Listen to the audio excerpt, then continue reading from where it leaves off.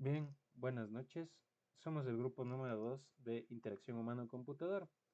Y bueno, en general, vamos a explicar las cuatro fases que hemos realizado. El entrevistado fue la persona, el estudiante llamado Juan Carlos Ceballos. Él es un estudiante de tercer semestre con las carreras de afines de Ingeniería en Sistemas y Computación en la Universidad Católica. Bueno, la primera técnica que aplicamos en la primera fase del doble diamante es el mapa de empatía para la fase de descubrimiento. Y bueno, aquí resumiendo un poquito, estas son las preguntas, por si acaso se puede pausar el video para ver qué preguntas hemos hecho de acuerdo al recuadro. Aquí están las distintas preguntas que hemos hecho, dolor y frustraciones y resultados. Y aquí vamos a observar un poco lo que hemos, lo que hemos rescatado. Que bueno, que en sí descubrimos que hay algunas cosas que más que nada era por desconocimiento más que problemas. Entonces eso ya lo vamos a ver que luego ya se depura. Em, bueno, que tiene ciertas dificultades para adentrarse en nuevos IDEs porque ya utiliza anteriores y también con la parte de los plugins.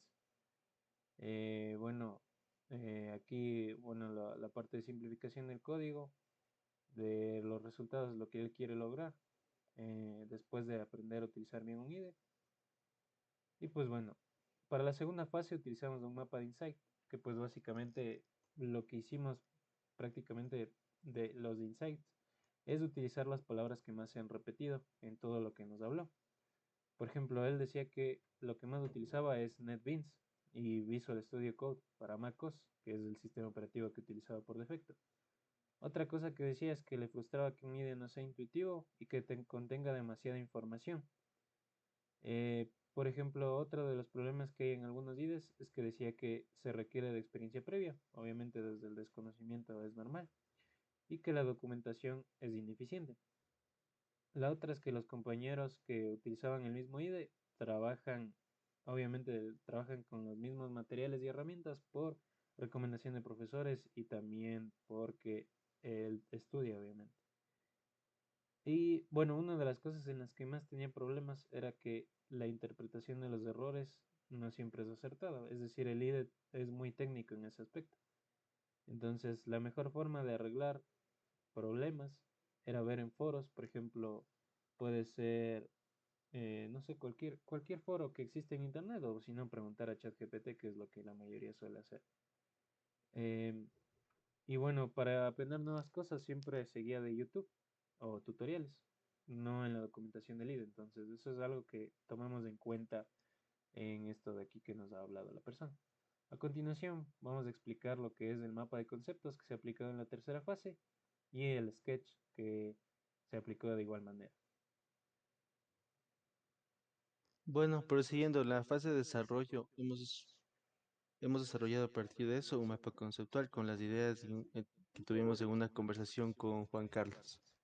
Para empezar, nos dimos cuenta que el manejo de errores está relacionado con los plugins de depuración que puede tener la herramienta y la transición de que un IDE puede ser complicado a que éste nos dé ideas sobre cómo solucionar o cómo visualizar los errores. También, un IDE debe encargarse de la gestión de la configuración del proyecto inicial, es decir, instalación de dependencias y otras herramientas que uno necesita al momento de iniciar un proyecto. Luego, como es general para todos, el uso de GitHub. Juan Carlos nos supo explicar que es necesario para él que Git se integre en su IDE para él poder hacer los commits, hacer todas las operaciones de Git que él desee, además de que estos también tengan una parte de prueba y errores de cómo realizar bien los commits.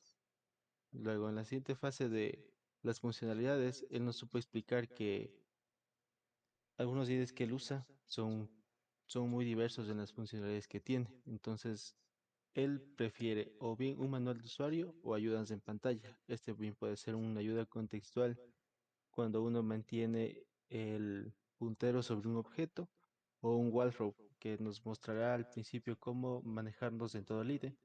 Y como ya le habíamos dicho, los IDEs que él más usa son NetBeans, Visual Studio y también aquí amplió un poquito más hacia PyCharm. Nos dijo que ya estaría acostumbrado a esa distribución que manejan todos estos IDEs. Al igual que en la interfaz gráfica, nos supo explicar que para modificar las propiedades de un objeto visual o cualquier objeto, él preferiría que se abra una nueva ventana con propiedades con la clave y el valor a modificar. Además, que la modificación de las propiedades al código no le gustaría tanto, él prefiere las de ventana. Y para la parte del sketch, desarrollamos este prototipo de bajo nivel que nos indicaría que en la parte central preferiría que esté el código y en cada línea preferiría que se muestre un pop-up con la información del error que necesita para poder resolverlo. A su izquierda el árbol de navegación y este debe ser reemplazado con una caja de propiedades de los objetos. En la parte inferior la terminal, en la parte derecha los plugins y cada vez que alguien pulse un plugin que este se abra, se expanda y muestra más detalles. En la parte superior del código, los botones de ejecutar, debuguear y más al ladito los de Git, todas las operaciones que se crean pertinentes.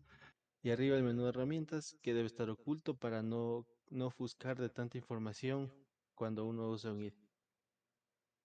Listo. Ahora, en el desarrollo del prototipo, aquí ya vemos algo similar a lo que hemos desarrollado previamente. El árbol de navegación a la parte izquierda, el código en la parte central. Ahí tenemos un error que más tarde ya veremos cómo se despliega. Los plugins en la parte derecha, el terminal en la parte inferior y arriba la cinta con más herramientas que puede necesitar uno. Entonces, ahí vemos que cuando uno pulsa un plugin, por favor, un plugin, ahí nos muestra, se despliega ese menú que nos da más información o cómo usar la herramienta. Bueno, algo también que ya estaba mostrando es el modo oscuro y claro que tiene el IDE, porque él nos decía que su entorno cambia mucho. Entonces él necesita tener la opción de cambiar el tema del IDE. Ya, ahora para los errores, en la parte del código, vemos que en la línea 437 y 425 hay sugerencias y errores. Como vemos, cuando uno pulsa ese botón de sugerencias, nos muestra las sugerencias posibles para poder resolver y en caso de error, nos trata de decir el error y cómo solucionarlo. Y finalmente para la parte del goal row que hemos. Bueno, cuando pulsamos en ayuda, ya tenemos el menú que nos irá mostrando las partes de este IDE. Ahí vemos que el primero en mostrarnos no alcanzo a leer, es el árbol de navegación y cómo se usan las carpetas. Podemos continuar. Ahora nos muestra las herramientas de ejecución que tenemos para el IDE. Continuar. Y aquí vemos los plugins. Y nos dice cómo se deben usar y un resumen de qué son los plugins. Siguiente, el terminal. De igual manera, una ayuda sencilla. Y finalmente el código. Primero está el código y luego los plugins. Ah, ya. Entonces, primero era el código y ahorita son los plugins. Una aclaración a ese aspecto. Muchas gracias.